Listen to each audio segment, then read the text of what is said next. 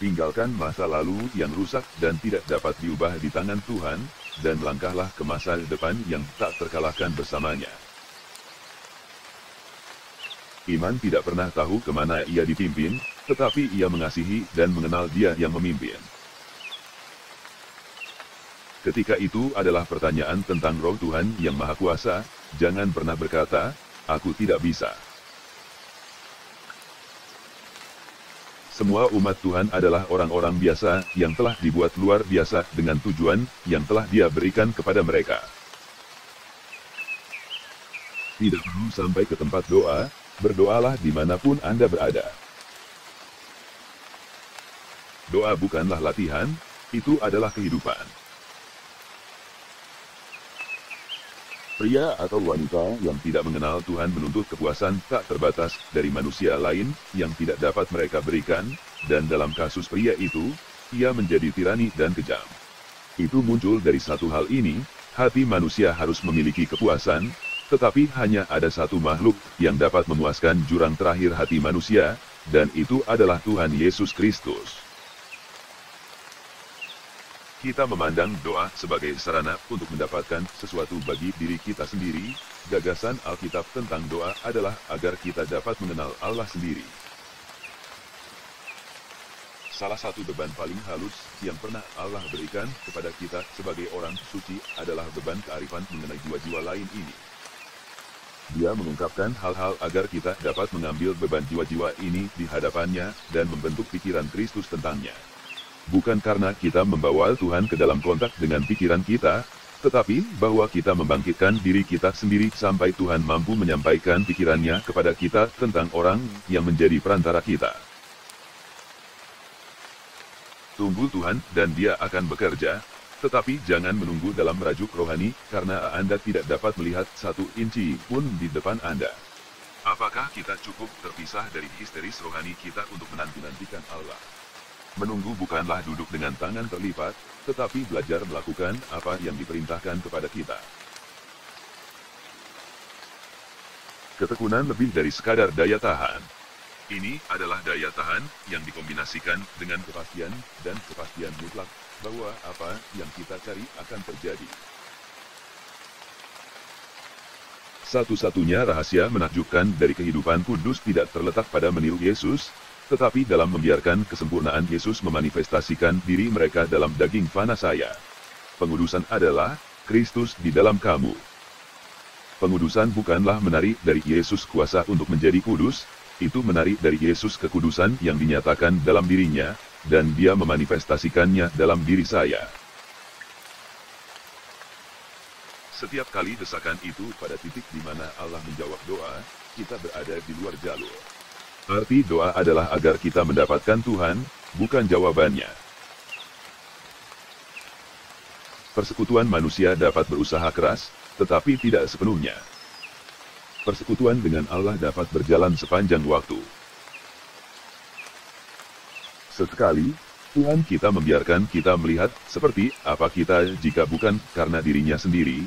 Itu adalah pembenaran dari apa yang Dia katakan, tanpa aku kamu tidak dapat melakukan apa-apa. Itulah sebabnya dasar kekristenan adalah pengabdian pribadi dan penuh gairah kepada Tuhan Yesus. Teman tersayang di bumi hanyalah bayangan dibandingkan dengan Yesus Kristus. Kehidupan orang suci ada di tangan Tuhan sebagai busur dan anak panah di tangan seorang pemanah. Tuhan sedang membidik sesuatu yang tidak dapat dilihat oleh orang suci, Dia meregangkan dan mengejan, dan sesekali orang suci itu berkata, "Saya tidak tahan lagi." Tetapi Allah tidak mengindahkan, Dia terus melakukan peregangan sampai tujuannya terlihat, kemudian Dia membiarkan terbang. Penyembahan adalah memberi Tuhan yang terbaik, yang telah Dia berikan kepada Anda. Berhati-hatilah dengan apa yang Anda lakukan dengan yang terbaik yang Anda miliki. Setiap kali Anda mendapatkan berkat dari Allah, kembalikan kepadanya sebagai hadiah kasih. Luangkan waktu untuk bermeditasi di hadapan Tuhan dan mempersembahkan berkat itu kembali kepadanya dalam tindakan penyembahan yang disengaja. Jika Anda menimbun sesuatu untuk diri Anda sendiri, itu akan berubah menjadi busuk kering spiritual, seperti yang dilakukan Manna ketika ditimbun. Tuhan tidak akan pernah membiarkan Anda memegang hal rohani untuk diri Anda sendiri. Itu harus diberikan kembali kepadanya agar Dia dapat menjadikannya berkat bagi orang lain. Kita harus berdoa dengan mata kita tertuju pada Tuhan, bukan pada kesulitan. Memilih untuk menderita berarti ada sesuatu yang salah. Memilih kehendak Tuhan, bahkan jika itu berarti penderitaan adalah hal yang sangat berbeda. Tidak ada orang suci yang sehat yang pernah memilih penderitaan. Dia memilih kehendak Allah, seperti yang Yesus lakukan. Apakah itu berarti menderita atau tidak? Doa tidak logis, itu adalah pekerjaan moral misterius Roh Kudus. Ujian sebenarnya dari orang suci bukanlah kesediaan seseorang untuk mengkhotbahkan Injil, tetapi kesediaan seseorang untuk melakukan sesuatu seperti membasuh kaki para murid, yaitu bersedia melakukan hal-hal yang tampaknya tidak penting dalam perkiraan manusia, tetapi dianggap sebagai segalanya bagi Tuhan. Cara kita yang lalai dan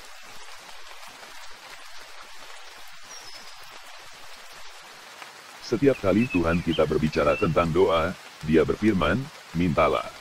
Tidak mungkin untuk bertanya apakah Anda tidak berkonsentrasi. Peperangan doa adalah melawan dua hal dalam diri orang-orang duniawi, pikiran yang mengembara dan kurangnya keintiman dengan karakter Allah sebagaimana dinyatakan dalam firman-Nya. Tidak ada yang bisa disembuhkan sekaligus, tetapi mereka dapat disembuhkan dengan disiplin. Seluruh surga tertarik pada salib Kristus, semua neraka sangat takut akan hal itu, sementara manusia adalah satu-satunya makhluk yang kurang lebih mengabaikan maknanya. Kekudusan, bukan kebahagiaan, adalah akhir utama manusia. Pernahkah engkau menyadari bahwa engkau dapat memberikan hal-hal kepada Tuhan yang berharga baginya? Atau apakah Anda hanya duduk-duduk melamun tentang kebesaran penebusannya, sementara mengabaikan semua hal yang dapat Anda lakukan baginya? Saya tidak mengacu pada pekerjaan yang dapat dianggap sebagai hal-hal ilahi dan ajaib, tetapi hal-hal manusia biasa dan sederhana, hal-hal yang akan menjadi bukti kepada Tuhan bahwa Anda benar-benar berserah diri kepadanya. Doa tidak memperlengkapi kita untuk pekerjaan yang lebih besar. Doa adalah pekerjaan yang lebih besar.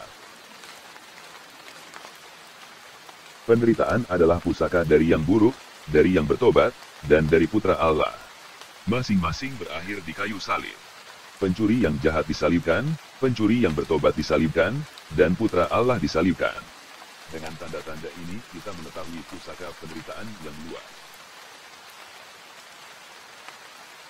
Jangan memiliki motif Anda keinginan untuk dikenal sebagai orang yang berdoa. Dapatkan ruang dalam untuk berdoa di mana tidak ada yang tahu Anda sedang berdoa, menutup pintu, dan berbicara dengan Tuhan secara rahasia. Jangan pernah membuat kesalahan karena mencoba meramalkan cara Allah akan menjawab doa Anda. Kita memiskinkan Allah dalam pikiran kita ketika kita mengatakan harus ada jawaban atas doa-doa kita di bidang materi. Jawaban terbesar terhadap doa-doa kita adalah di alam yang tak terlihat.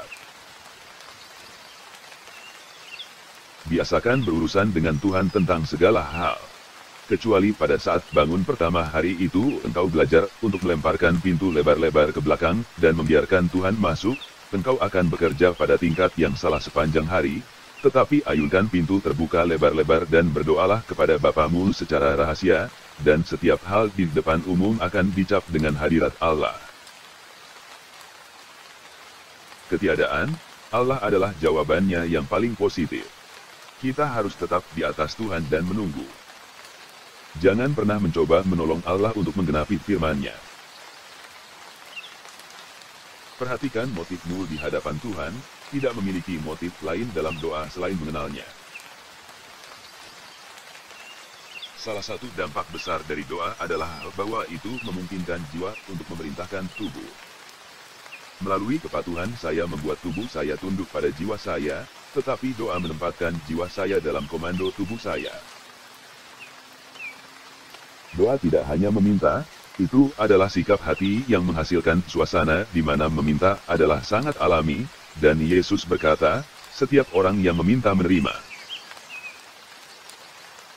Hal yang membuat seorang misionaris adalah melihat apa yang Yesus lakukan di kayu salib dan telah mendengar dia berkata, pergilah. Ringkaslah kehidupan Yesus dengan standar lain selain kehidupan Allah, dan itu adalah antiklimaks dari kegagalan. Setiap kali kita berdoa cakrawala kita diubah, sikap kita terhadap hal-hal diubah, tidak kadang-kadang tetapi setiap saat, dan hal yang menakjubkan adalah bahwa kita tidak berdoa lebih banyak. Doa sering kali merupakan godaan untuk melakukan mukjizat Allah alih-alih pada masalah moral, yaitu, jauh lebih mudah untuk meminta Tuhan melakukan pekerjaan saya daripada melakukannya sendiri. Sampai kita didisiplinkan dengan benar, kita akan selalu cenderung untuk menyimpang pada mukjizat-mukjizat Allah dan menolak untuk melakukan hal moral itu sendiri. Itu adalah tugas kita, dan itu tidak akan pernah dilakukan kecuali kita melakukannya. Tidaklah benar bahwa doa mengubah banyak hal, karena doa itu mengubah saya dan saya mengubah banyak hal. Tuhan telah membentuk hal-hal sedemikian rupa, sehingga doa atas dasar penebusan mengubah cara seseorang memandang sesuatu. Doa bukanlah masalah mengubah hal-hal secara eksternal, tetapi tentang melakukan keajaiban dalam watak seseorang. Jangan pernah mengatakan Anda akan berdoa tentang sesuatu, berdoalah tentang hal itu. Yesus Kristus menjadi berinkarnasi untuk satu tujuan, untuk membuat jalan kembali kepada Allah agar manusia dapat berdiri di hadapannya sebagaimana dia diciptakan untuk melakukan, teman dan kekasih Allah itu sendiri. Inti dari menyelesaikan sesuatu adalah mengetahui apa yang harus ditinggalkan. Ketika seorang pria berada di ujung akalnya, itu bukanlah hal yang pengecut untuk berdoa, itu adalah satu-satunya cara dia bisa berhubungan dengan realitas. Anda berkata, tetapi dia belum menjawab. Dia memiliki, dia begitu dekat dengan Anda sehingga keheningannya adalah jawabannya. Keheningannya besar dengan makna hebat yang belum dapat Anda pahami, tetapi saat ini Anda akan melakukannya. Tuhan tidak harus datang dan memberitahu saya apa yang harus saya lakukan untuknya. Dia membawa saya ke dalam hubungan dengan dirinya sendiri di mana saya mendengar panggilannya dan memahami apa yang dia ingin saya lakukan, dan saya melakukannya karena kasih semata-mata kepadanya. Ketika orang mengatakan bahwa mereka telah memiliki panggilan untuk dinas luar negeri, atau ke bidang pekerjaan tertentu, itu berarti bahwa hubungan mereka dengan Tuhan telah memungkinkan mereka untuk menyadari apa yang dapat mereka lakukan bagi Tuhan. Ini adalah yang tak terlihat dan spiritual dalam diri orang-orang yang menentukan yang lahiriah dan yang sebenarnya. Kita tidak dibangun untuk diri kita sendiri, tetapi untuk Tuhan. Bukan untuk layanan bagi Allah, tetapi untuk Allah. Yesus Kristus melakukan syafaat bagi kita di surga, Roh Kudus membawa syafaat dalam diri kita di bumi, dan kita orang-orang kudus harus melanjutkan syafaat bagi semua orang. Kita semua tahu orang-orang yang telah dibuat jauh lebih kejam dan lebih mudah tersinggung dan lebih tidak dapat ditoleransi untuk hidup dengan penderitaan, tidak benar untuk mengatakan bahwa semua penderitaan sempurna. Itu hanya menyempurnakan satu tipe orang-orang yang menerima panggilan Allah di dalam Kristus Yesus. Tidak ada yang lebih dihargai selain memiliki orang-orang yang berdoa bagi kita. Allah menghubungkan kuasanya sebagai jawaban atas doa-doa mereka. Ketika kita berdoa dalam nama Yesus, jawabannya sesuai dengan naturnya, dan jika kita berpikir doa-doa kita tidak terjawab, itu karena kita tidak menaksirkan jawabannya di sepanjang baris ini. Tuhan kita tidak pernah merujuk pada doa yang tidak terjawab. Dia mengajarkan bahwa doa selalu dijawab. Dia pernah menyiratkan bahwa doa-doa dijawab dengan benar karena kebijaksanaan Bapa Surgawi. Kita bersandar pada pemahaman kita sendiri, atau kita menyimpang pada pelayanan dan menyingkirkan doa, dan akibatnya dengan berhasil di luar kita gagal dalam yang kekal, karena dalam kekal kita berhasil hanya dengan doa yang berlaku. Buku adalah kloroform pikiran yang diberkati. Jika kita menganggap doa sebagai nafas paru-paru kita dan darah dari hati kita, kita berpikir dengan benar. Darah mengalir dan pernapasan berlanjut, kita tidak menyadarinya, tetapi selalu terjadi. Sudahkah Anda bertanya kepada Tuhan apa yang akan Dia lakukan? Dia tidak akan pernah memberitahumu. Tuhan tidak memberitahu Anda apa yang akan Dia lakukan, Dia mengungkapkan kepada Anda siapa Dia. Apakah engkau percaya pada mukjizat yang bekerja kepada Tuhan, dan maukah engkau keluar dalam penyerahan diri sepenuhnya kepadanya sampai engkau tidak terkejut dengan apapun yang Dia lakukan? Banyak dari kita menderita godaan yang darinya kita tidak memiliki urusan untuk menderita. Berdoalah karena Anda memiliki seorang Bapa, bukan karena itu menenangkan Anda, dan beri Dia waktu untuk menjawab. Doa adalah bukti bahwa saya secara rohani berkonsentrasi pada Allah. Doa adalah jawaban Allah terhadap kemiskinan kita, bukan kuasa yang kita gunakan untuk memperoleh jawaban. Sampai kita mengenal Yesus, Allah hanyalah sebuah konsep, dan kita tidak dapat memiliki iman kepadanya. Tetapi begitu kita mendengar Yesus berkata, "Barang siapa telah melihat aku telah melihat Bapa," Yohanes 14:9, kita segera memiliki sesuatu yang nyata, dan iman kita tidak terbatas. Pemahaman kita tentang Allah adalah jawaban terhadap doa, mendapatkan sesuatu dari Tuhan adalah kemuliaan Tuhan terhadap kita. Ketika Tuhan berhenti memberi kita sesuatu, Dia membawa kita ke tempat di mana kita dapat mulai memahaminya. Doa-doa kita didengar, bukan karena kita sungguh-sungguh, bukan karena kita menderita, tetapi karena Yesus menderita. Penderitaan-penderitaan manusia seringkali diperlukan untuk menempatkannya dalam suasana hati yang tepat untuk menghadapi hal-hal mendasar dalam hidup. Pemazmur berkata, "Sebelum saya menderita saya tersesat, tetapi sekarang aku telah menaati firman-Mu." Tidak mungkin menjalani kehidupan seorang murid tanpa waktu doa rahasia yang pasti. Anda akan menemukan bahwa tempat untuk masuk adalah dalam bisnis Anda, saat Anda berjalan di sepanjang jalan, dengan cara hidup yang biasa, ketika tidak ada yang bermimpi Anda berdoa, dan pahala datang secara terbuka, kebangkitan di sini, sebuah berkat di sana. Saya telah belajar bahwa saya adalah saya, bahwa saya dapat melakukan hal-hal yang, seperti yang mungkin dikatakan, dapat saya lakukan, tetapi saya tidak dapat melakukan hal-hal yang ingin saya lakukan. Saya harus sampai pada titik hubungan absolut, dan tidak perlu dipertanyakan lagi yang mengambil segalanya persis seperti yang berasal darinya. Tuhan tidak pernah membimbing kita pada suatu waktu di masa depan, tetapi selalu di sini dan sekarang. Sadarilah bahwa Tuhan ada di sini sekarang, dan kebebasan yang Anda terima adalah segera. Karakter sejati kita keluar dalam cara kita berdoa. Doa adalah kegiatan tertinggi dari semua yang paling mulia dalam kepribadian kita, dan sifat esensial dari doa adalah iman. Apakah anak Allah berdoa di dalam diri saya, atau apakah saya mendiktekan kepadanya? Doa bukan hanya mendapatkan sesuatu dari Allah, itu adalah bentuk doa yang paling awal. Doa adalah masuk ke dalam persekutuan yang sempurna dengan Allah. Jika putra Allah dibentuk dalam diri kita melalui regenerasi, Dia akan maju terus di depan akal sehat kita, dan mengubah sikap kita terhadap hal-hal yang tentangnya kita berdoa. Sifat manusia, jika sehat, menuntut kegembiraan, dan jika ia tidak mendapatkan kegembiraannya yang mendebarkan dengan cara yang benar, ia akan mencarinya dengan cara yang salah. Tuhan tidak pernah membuat tabah tanpa darah, Dia tidak membuat orang suci yang tidak bergairah. Jawaban terbesar untuk doa adalah bahwa saya dibawa ke dalam pemahaman yang sempurna dengan Allah, dan itu mengubah pandangan saya tentang hal-hal yang nyata. Beberapa doa diikuti dengan keheningan dari Tuhan, karena mereka salah, yang lain karena mereka lebih besar dari yang dapat dipahami.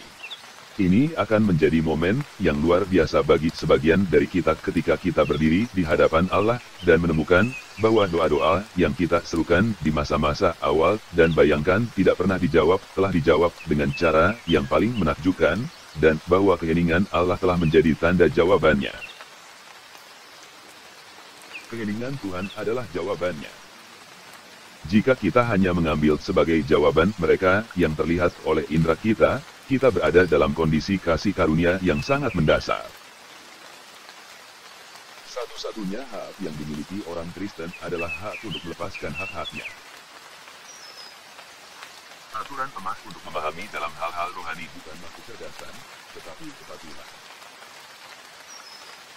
Karakter dalam orang suci berarti watak Yesus Kristus terus-menerus dinyatakan. Kemarin kita menyajikan hal-hal yang tidak dapat diperbaiki kepada kita. Memang benar bahwa kita telah kehilangan kesempatan yang tidak akan pernah kembali, tetapi Tuhan dapat mengubah kecemasan yang merusak ini menjadi perhatian yang membangun untuk masa depan. Biarkan masa lalu tidur, tetapi biarkan ia tidur di dada Kristus. Tinggalkan masa lalu yang tak dapat diperbaiki di tangannya, dan melangkahlah ke masa depan yang tak tertahankan bersamanya. Kita berdoa dengan saleh, kehendak kita tidak ada di dalamnya, dan kemudian kita mengatakan Tuhan tidak menjawab, kami tidak pernah meminta apapun kepadanya. Bertanya berarti bahwa kehendak kita ada dalam apa yang kita minta. Doa syafaat bagi orang yang berdosa menang. Tuhan berkata begitu. Kehendak orang yang didoakan tidak dipertanyakan sama sekali, ia terhubung dengan Tuhan melalui doa, dan doa atas dasar penebusan mengatur hubungan bekerja dan Tuhan memberi kehidupan. Buku yang bagus, dalam bahasa penjual buku, adalah buku yang laku, dalam hal yang aneh, yang langka, dalam hal manusia yang berpengetahuan, yang berguna dan instruktif. Bukan kebetulan yang serampangan, bahwa di setiap zaman manusia telah bangun lebih awal untuk berdoa. Hal pertama yang menandai penurunan dalam kehidupan rohani adalah hubungan kita dengan pagi hari. Tujuan doa adalah untuk mengungkapkan kehadiran Allah yang hadir secara setara, sepanjang waktu, dalam setiap kondisi. Anda tidak akan pernah berhenti menjadi orang yang paling kagum di bumi atas apa yang telah Allah lakukan bagi Anda di dalam. Jika kita bersandar pada Roh Kudus, kita akan menemukan bahwa doa-doa kita menjadi semakin tidak memihak, dan ketika mereka tidak memihak, penghormatan tumbuh semakin dalam. Kita memandang musuh jiwa kita sebagai musuh yang ditaklukkan, demikian juga dia, tetapi hanya kepada Allah, bukan kepada kita. Dosa bukanlah kelemahan, itu adalah penyakit. Itu adalah pemberontakan tangan merah terhadap Tuhan, dan besarnya pemberontakan itu diungkapkan oleh salib Kalvari. Kepatuhan pada panggilan Kristus hampir selalu mengorbankan segalanya bagi dua orang-orang yang dipanggil, dan orang yang mengasihi orang itu. Tuhan memiliki satu akhir yang ditakdirkan bagi umat manusia kekudusan. Satu-satunya tujuannya adalah produksi orang-orang kudus. Allah bukanlah mesin berkat kekal bagi manusia. Dia tidak datang untuk menyelamatkan manusia karena kasihan. Dia datang untuk menyelamatkan manusia karena Dia telah menciptakan mereka untuk menjadi kudus. Doa adalah nafas vital orang Kristen, bukan hal yang membuatnya hidup, tetapi bukti bahwa dia masih hidup. Di tengah-tengah kehebatan, sebuah sentuhan datang, dan Anda tahu itu adalah tangan kanan Yesus Kristus. Anda tahu itu bukanlah tangan pengekangan, koreksi, atau hajaran, tetapi tangan kanan Bapa yang kekal. Kapanpun tangannya diletakkan ke atas diri Anda, itu memberikan kedamaian dan penghiburan yang tak terungkapkan, dan perasaan bahwa, dan di bawahmu ada lengan-lengan yang kekal, Ulangan 33:27, yang penuh dengan dukungan, penyediaan, penghiburan, dan kekuatan. Jika Anda pernah berdoa di pagi hari, Anda akan bertanya pada diri sendiri mengapa Anda begitu bodoh sehingga tidak selalu melakukannya, sulit untuk bersekutu dengan Tuhan di tengah hiruk pikuk hari.